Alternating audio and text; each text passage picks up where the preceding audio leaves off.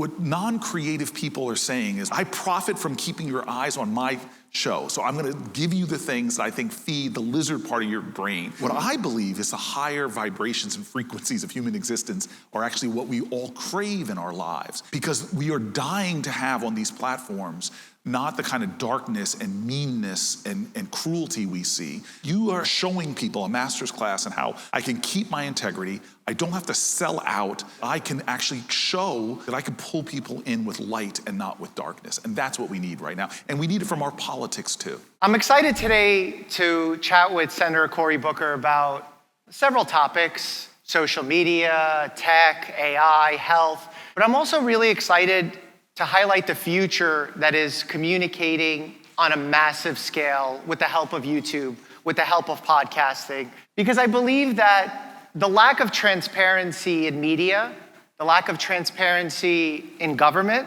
has fueled a lot of conspiracy theories, disbelief, perhaps disagreements amongst families, patients, politicians. And I believe this is actually a way for us to come together as opposed to come apart. Without further ado, I'd love to welcome Senator Cory Booker. You know, I'd love to start, Senator, with the topic that I'm most passionate about, and that's tech, social media. Yes. Something that, unlike most politicians, unlike a lot of healthcare agencies, they've neglected. You've adapted. You found the value there. What led you to see that value, and how do you use that value in order to reach your demographics? Ashton Kutcher. Ashton Kutcher, punked. He called me up in 2009 when I was mayor of the city, and we were struggling with branding our city. People were afraid of Newark. There were all this disinformation about my city, fear-mongering about my city, lack of investment. And Twitter was just taking off. That year, he raced CNN to the top. But he had this wisdom really born from a mutual friend named Sarah, that like we should have a much more democratic dialogue and talk about things that matter on these platforms, and coached me and just said, get on Twitter. It's disintermediate the media, get them out of the way and speak directly to people. And next thing you knew, I get on Twitter and we went from e-government to we government, because I said, tweet me problems in the city. And I started getting thousands of my residents telling me about potholes or traffic lights out, and they saw our responsiveness and they started to trust government more, so they would tell us about things, and I would find out about these things before my traffic engineers or even my water department. But the really powerful breakthrough for us came in a funny way, where I was sitting home one night, and Doc, you will not be happy with me, but I was with my two best friends, just enjoying them, Ben and Jerry, and watching The Tonight Show. And you'll never believe it, he comes on, this is Conan O'Brien was the host at that time, and says, I hear Newark has a new healthcare program. And I was so excited because we did something to lower prescription drug costs. And he said, but I think the best healthcare program for Newark, New Jersey is a bus ticket out of town. And I was like, oh, more Ben and Jerry's. But then I said, okay, let's do this test. Can new media beat old media? I looked at my laptop, he had 2.5 million or so viewers. And so I went to City Hall the next day and I said, I'm the mayor of the city of Newark. I bragged about our city. I told them how we were insulted. And I say, by the power vested in me, by the people of the city of Newark, I now hereby ban you from Newark Airport. You're on the no-fly list. Try JFK, buddy. and it went so viral that First Amendment right people were calling the City Hall and saying, you can't violate his First Amendment rights. And I would yell a 4-letter word at them, joke. And we ended up starting getting invited on all these shows. Next thing you know, I'm on with Larry King and Chewing and Chatting. It became one of the top stories in the country. He responds by showing my video, but then he bans me from Burbank Airport, which isn't a big deal. I fly LAX. Long story short, it became such a big story. We got tons of earned media. He eventually invited me on the show after Hillary Clinton, the Secretary of State at that time, says, basically, Cory, Conan, give peace a chance. And apologizes to the city, gives $100,000 to Newark Charities. And I just started seeing that this is a platform that where creativity could empower us to do things that we couldn't do before. In the days past, a mayor city got insulted could write a letter to the network. They would read by an intern's intern, nothing would change. But now on these platforms, I could go directly to people with my own creativity, innovation, thoughts, information, and really do a lot of good. By the time I finished being mayor, we were getting millions and millions of views and engagements. We were dealing with real crises like Hurricane Sandy, literally getting people from states over saying, my grandmother is on the 9th floor of a building, the power is out, we can't communicate her, she needs oxygen. It was amazing how empowering it was. But you're right about politicians now. You know, when I got to the Senate and I looked at my Senate Democratic colleagues, they were not using the platforms like they should. And so I've spent the last 6 months literally working with my colleagues who have been really amazing and innovative, but getting them to get onto these platforms. If you have something to say, let's build your engagement. The Democratic caucus has quadrupled in their engagements. I have people like Mark Kelly, who's one of my dear friends in the Senate, and he got on TikTok, and in the first week, he had millions of followers. So I'm a big believer, and I'm a big believer that these are neutral platforms. They're platforms that can spread misinformation, but they also are platforms that can spread positive information, constructive information, and can inspire the kind of positive values we want: more kindness, more hope, more love, more engagement, more activism. And that's really what I believe we've got to get more people engaged with these platforms to do. Yeah, you know, when I was just out of my residency training in 2017, I saw that there was going to be an absence of health professionals on social media to combat misinformation. The CDC didn't quite have a digital footprint, at least not a very successful one. And I almost viewed it like, when I was a med student, there were doctors that were fantastic doctors in the sense of they could make the right diagnosis. They knew all the right treatments. They knew the options, but they couldn't communicate them to the patient. The patient would look, as soon as they would leave the room, at me as the med student and say, what did they say? And I realized that being a good doctor, being a good clinician, was not just about knowing the answer, it was about how to communicate that answer so the person's on the same page and they actually agree with it. It's their body at the end of the day. So with the CDC being able to put out good information, do the research, that's great. But I was watching them in 2017 get 3-4 likes on a post. That's exactly right. I realized they might as well not have been doing it. And then obviously we came across the pandemic. They weren't ready for it. They didn't have a social presence. They didn't have the experience to do mass media communication, because having an unfiltered conversation like this, not edited live, is harder. It's easy to make a mistake, and it's easy if you're not trained to take the conversation in a completely wrong direction. So I'm curious, do you have any concerns about some of your colleagues going into these conversations, perhaps unprepared, not knowing what it's like to be on a podcast, to get a difficult question, and perhaps make a mistake? So the only way you learn is by making mistakes and taking risks. The reality is the people in the United States Senate, most of them have spent years and years honing their skills in traditional media. They can go before a camera, go before a press conference, and give an interview. This is new skills, and you know this. And as I started trying to show people how to have these platforms, many of my colleagues only had thousands of views on a video, and I said, we need to get these up to hundreds of thousands and millions. Let's start talking about this new forum and how to engage in a better way. But what you said is, to me, so vital right now, because there are hucksters out there, there are scam artists, there are misinformation people who are just seeking your attention. There's this battle just to get you to look. We now have corporatized or keeping eyes on screens. Attention economy. Yes, attention economy. And the worry I have about that is it can be very isolating. I don't know what these things that supply this dopamine can do to developing brains. We've seen a lot of very dangerous data. So this is an area that has me heightened in concern, but also really believing more and more folks like you, and this is one of the reasons I'm such a fanboy, folks like you, we need more of you to start flooding the zone and start having conversations, because what I know is easy. Corporations know this. I tell people all the time, they don't want agreement in our political space. They want to generate hate, division. They want to create us versus them.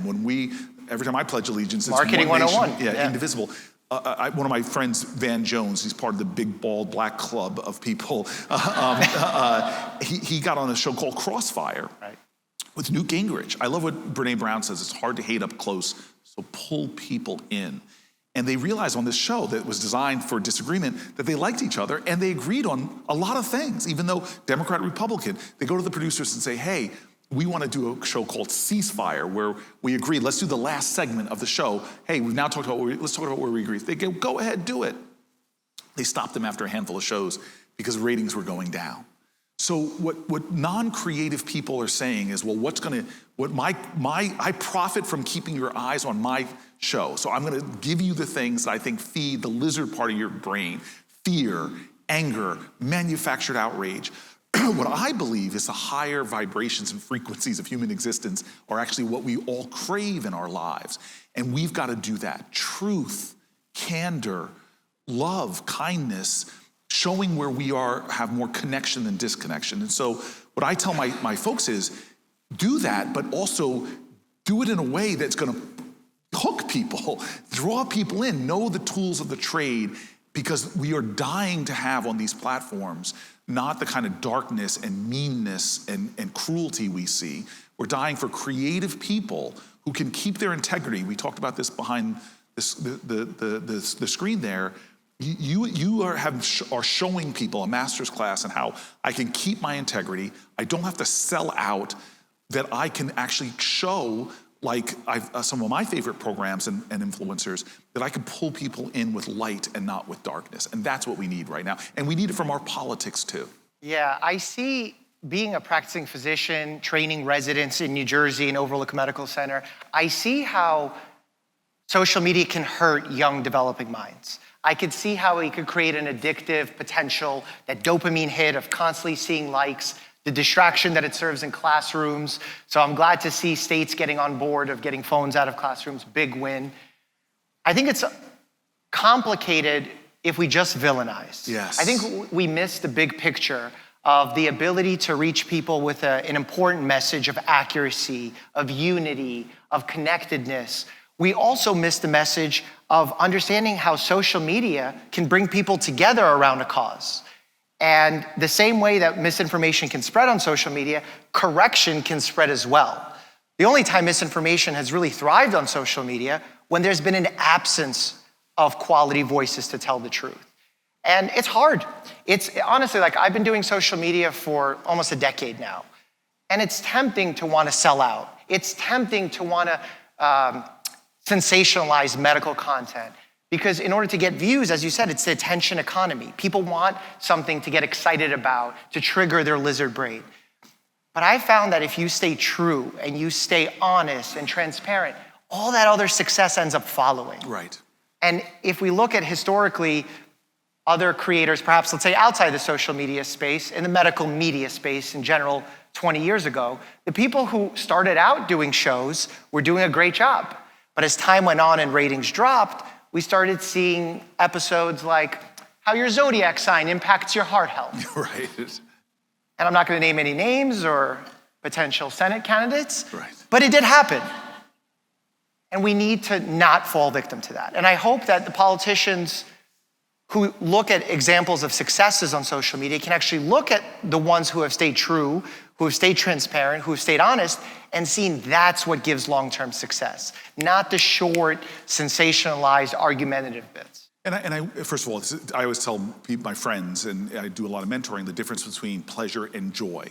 Pleasure is that quick hit of dopamine. This is really wonderful, but it's not joy. Joy comes from meaningful investments. Joy comes from a deeper connection. Joy comes from putting in some hard work, delaying gratification, but when you get to where you want to be, it's far more worthwhile. I tell people that in politics all the time. I know people are obsessed with winning, and losing in politics has terrible consequences. I'm living a lot of that right now.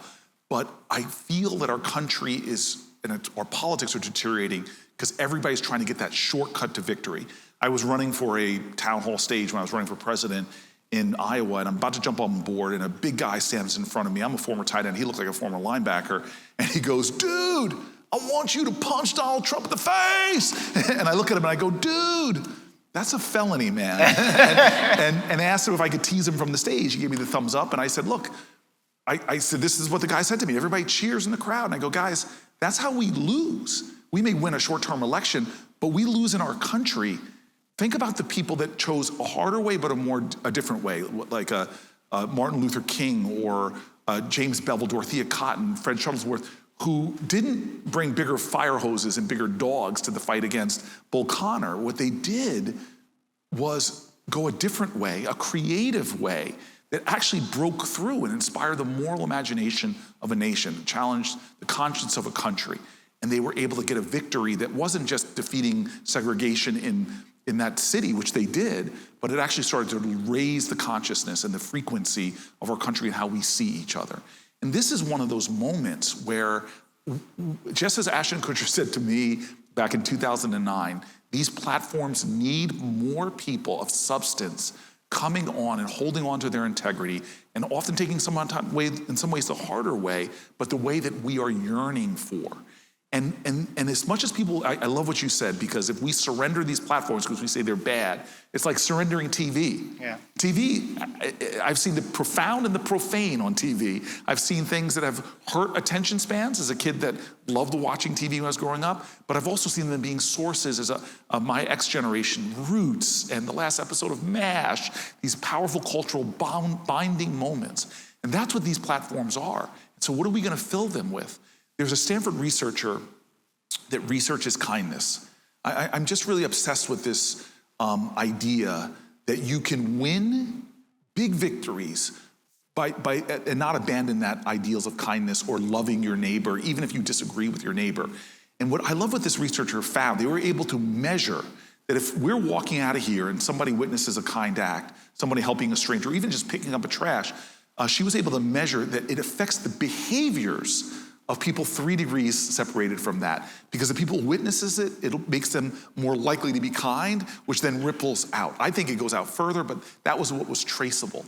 And so what I tell people all the time is, this is a moment that the worst thing, as King said, that the problem today is not the vitriolic words and violent actions of the bad people, but the appalling silence and inaction of the good people.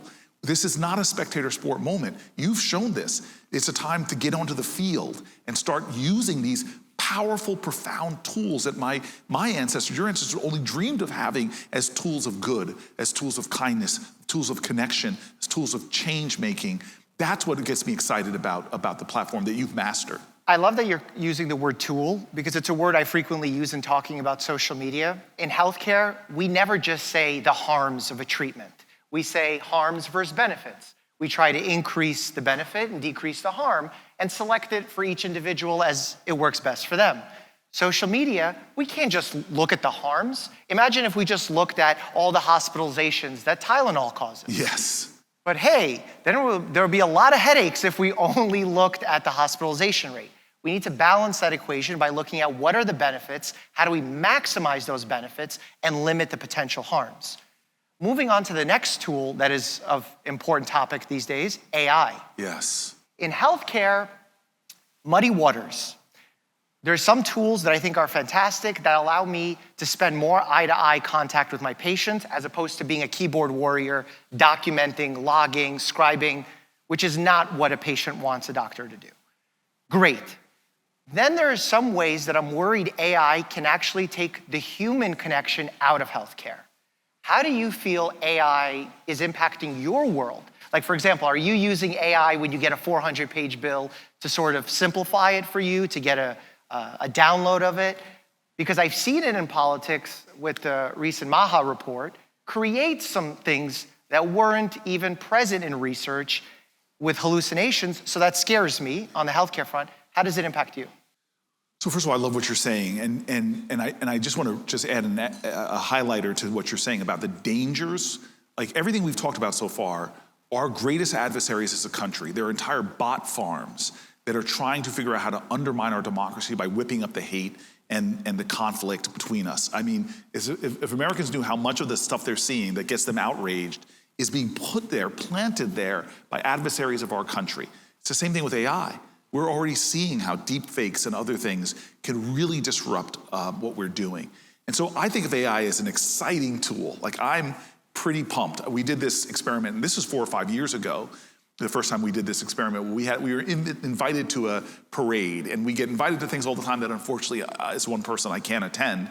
And so we wrote our normal nice letter back saying, I'm sorry, he can't attend this Irish St. Patrick's Day parade. And then we just said, let's just experiment. Let's ask AI to write in the voice of Cory Booker taking in history and inspiration, which he likes to try to do, and love and hope. And it brought back something so beautiful.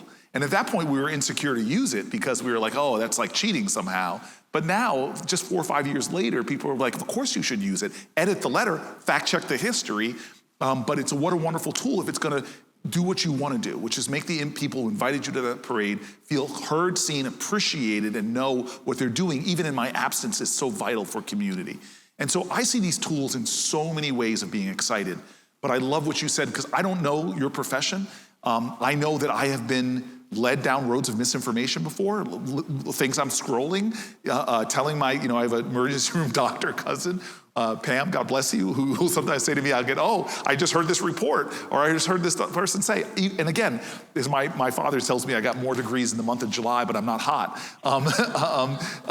Even me, who I feel like I'm sophisticated, sometimes are seeing somebody say they were an expert and believe this misinformation. So that's why it's critical for me, and I want to hear more what your thoughts are. The one thing you said that's powerful, which is that human connection. And how do you make it so that, and I've read lots of things about healing, that it is both the body and even the mind, even the spirit, even my attitude can affect my well-being. And so when we start to take the humanity out of it, I think we lose something and we have some suffering. And the last thing I'll do is more of a question for you is, I think I'm the only senator that lives in a community. We don't mistake wealth with worth, but we are a low-income community. I think my census tract technically is below the poverty line.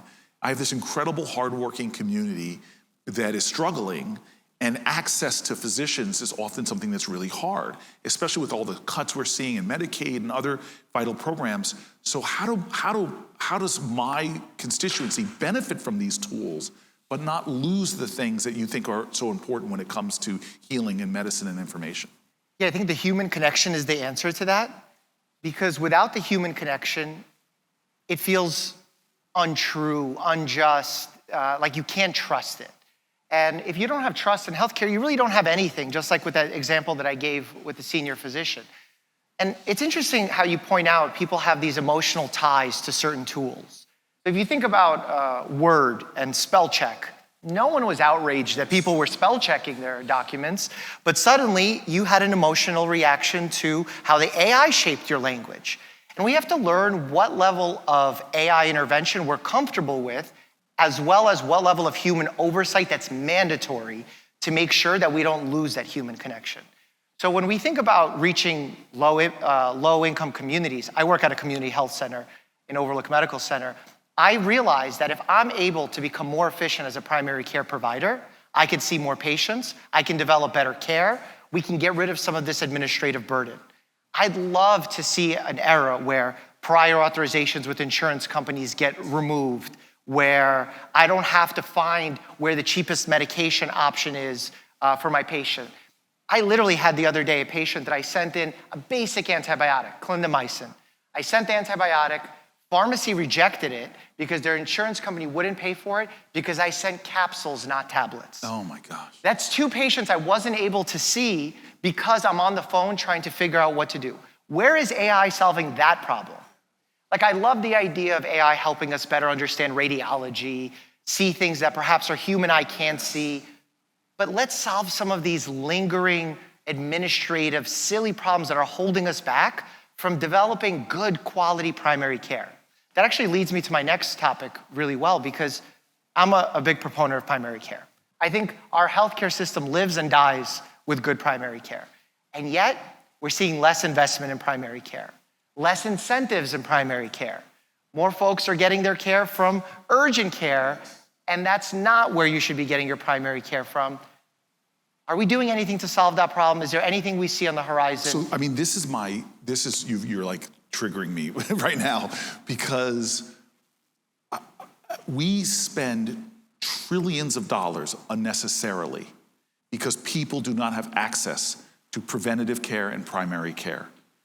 It is so hurting us that people are not getting the kind of supports they need. And I see it in mental health in ways that are even worse. The incredible billions and billions of dollars of waste. I see it by people being sent to prisons and sent to hospital emergency rooms that should have gotten care before that happened. And so that's something that really animates me, because when I was mayor of the city of Newark, I was in the recession. I had to cut my government, the size of my government, 25%. And we were trying to find ways to create savings and create efficiencies. But one thing I couldn't do is I couldn't bend my cost curves for my health care. And I'm like, this is so frustrating to me that I can't bend. And I talked to this guy in the private sector who worked for a massive casino operation, thousands and thousands of employees. He said, Cory, I had the same question, same problem. I went down to my cafeteria, employee cafeteria, and I see Cinnabons and I don't want to pick on any companies, but empty carbohydrates, deep fryers, everything. And I saw what I was feeding my people round the clock, because they never closed the casino. And I finally came in and just ripped it all out. And I got people screaming at me. And so I brought in the best chefs in the world. Cost me a lot of money. And suddenly they were loving me, loving the food, asking if they could bring it home, because these parents would drive through a drive-through just to feed their kids. And suddenly I started my cost curve starting to bend. So here we are in America, where we talk about we want our people to be healthy, but we don't even give them access to the kind of things that are the fundamentals of health, to prevent them from using the hospital emergency room as their primary care doctor. Or worse, for their first time they have prenatal care is when they're being rushed to the hospital because of a complication, which is so expensive. You may not know this, but if you look at our ag subsidies, only about 7% of our ag subsidies go to the foods doctors like you tell us that we should eat the majority of. The rest of the stuff is going to the processed foods that are making us sick. So my kids in Newark go to a corner grocery store, we call them bodegas, and they get a Twinkie product cheaper than an apple. Not because of the fair market, but because of the choices we're making. Our system in America is so full of bad incentives and not investing in the things that matter, but we as a society being so comfortable with investing 10x, 100x more on the backside of problems because we weren't making that investment in medicine and access to food, in education, and so many other things that I could give you evidence-based studies that shows there's a better way to do it. And instead, what are we doing in our society? We're creating manufactured outrages, false fights between the sides of our political spectrum, and people profit from that. I profit from having enemies over there, and they profit from characterizing me as an enemy, when there's common sense solutions based on science, which is why I love you, that we used to always say in politics, there's no Democrat or Republican way to fix a pothole, you just fix it. Well, a lot of the best answers to our society are in science, are in technology, are in understanding that a stitch in time saves 9, as they say, is to get to a problem before it becomes a problem. And here's the thing that we can't measure, because GDP does not measure happiness. It doesn't measure fulfillment. But I do know what does, is having families that have access to health care before a problem starts, having families that have access to fresh, healthy foods, having families that have time where they're not wasting time doing things they shouldn't, but can sit at a family dinner table and talk to each other. There are things that we could be supporting that could elevate the happiness of our society that we're not investing in, and we're paying the cost of it, not just financially, but we're paying the cost of it in a society that is so stressed out, has so much anxiety, has so much tension, and this is something I think we can do something to cure. Yeah, I think there's a great quote to be had there of, even if you're focused on self-interest, caring about your neighbor makes sense. I think that loving your neighbor is not just a religious command, but it's the most self-interested thing you can do, because a beloved community is better for everybody. Well, just like when there's an airplane emergency, they say, is there a doctor on board? I believe a vote's being called, so we're checking if there's a politician on board. I just want you to know, honestly, sincerely, I have so much appreciation for what you do and what you say. I've watched a lot of your videos, and it's not just the information you impart, which I think is important, but as we were sort of talking about earlier, it's how you do it. I think we are all starved of facts, of trust, of having people who communicate to us with integrity in a compelling way. What you've accomplished on these platforms is so vital, and I'm so happy that you are so young, still have a full head of hair, that you perhaps don't need the reading glasses that I need, but I think that I'm hoping that the future has a lot more of people who are inspired by you, who join the conversation in a constructive way with heart. I'm very optimistic that with your leadership, with YouTube's help, There's a world where we can learn to happily disagree and perhaps create a better, healthier future for all. Thank you so much, Thank you Senator. very much. Appreciate your time. Thank you.